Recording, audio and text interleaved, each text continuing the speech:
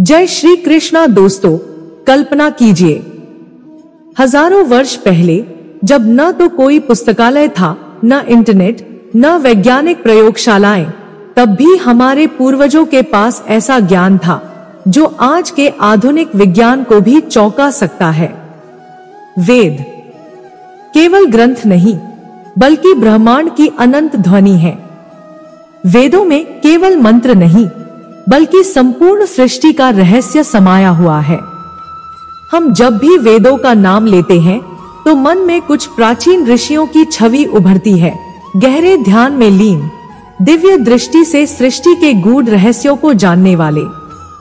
ऐसा कहा जाता है कि वेद अपौरुषेय हैं, अर्थात इन्हें किसी मनुष्य ने नहीं रचा, बल्कि यह स्वयं ब्रह्मांड की अनाहत ध्वनि है जिसे ऋषियों ने अपने ध्यान से सुना और शुद्ध रूप में प्रकट किया। यह विचार आज भी वैज्ञानिकों को सोचने पर मजबूर करता है कि बिना किसी आधुनिक तकनीक के हजारों साल पहले लोग इतने जटिल विषयों को कैसे समझते थे।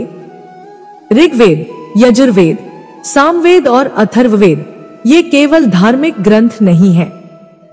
इनमें ब्रह्मांड की संरचना, खगोलशास्त्र, गणित, चिकित्सा, भौतिकी, ध्वनि विज्ञान और जीवन के गहरे रहस्यों का विस्तार से वर्णन है।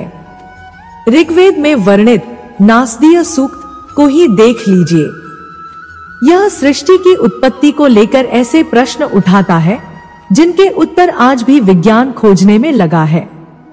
इस सृष्टि की उत्पत्ति कैसे हुई? किसने इसे बनाया? क्या कोई ईश्वर था जो इसे रच रहा था, या यह स्वयं ही अस्तित्व में आया? यह प्रश्न आज भी ब्रह्मांड विज्ञान के शोधकर्ताओं को चकित कर देते हैं। यदि हम यजुर्वेद को देखें तो इसमें यज्ञों के वैज्ञानिक आधार मिलते हैं। यज्ञ केवल धार्मिक क्रियाएं नहीं थी, बल्कि यह प्रकृति को संतुलित रखने का एक तरीका था।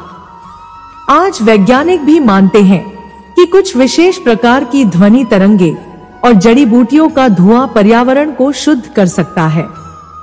क्या यह अद्भुत नहीं कि हमारे पूर्वज इसे हजारों वर्ष पहले ही जानते थे? सामवेद, जिसे संगीत का जनक कहा जाता है, केवल भजन कीर्तन तक सीमित नहीं है। यह ध्वनि विज्ञान पर आधारित है। आधुनिक शोध बताते हैं कि कुछ विशेष ध्वनियां हमारे मस्तिष्क पर गहरा प्रभाव डाल सकती हैं। वेदों के मंत्रों का उच्चारण जिस लय और ताल में किया जाता है, वह एक विशेष कंपन, वाइब्रेशन उत्पन्न करता है, जिससे हमारी चेतना एक उच्चतर अवस्था में पहुंच सकती है।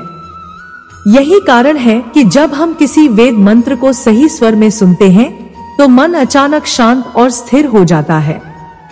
अथर्ववेद तो और भी रोचक है। इसमें चिकित्सा विज्ञान के सिद्धांत मिलते हैं जो आधुनिक चिकित्सा प्रणाली से मेल खाते हैं।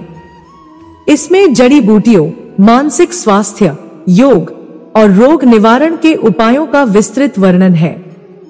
आयुर्वेद, जो आज पूरे विश्व में प्रसिद्ध है, इसकी जड़ें अथर्ववेद में ही मिलती हैं।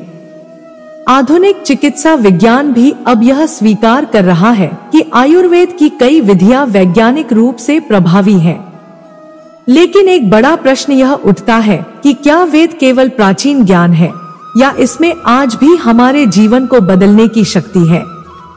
उत्तर स्पष्ट है। वेद केवल इतिहास नहीं बल्कि जीवंत विज्ञान है।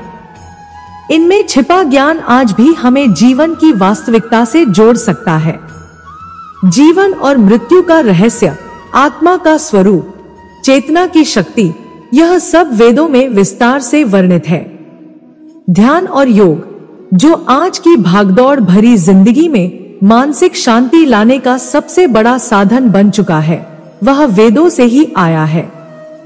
हम अक्सर सोचते हैं कि आधुनिक युग में प्राचीन ग्रंथों का क्या महत्व है, लेकिन अगर हम गहराई से देखें तो वेद हमें बताते हैं कि हम केवल यह शरीर नहीं है, बल्कि चेतना का विस्तार है।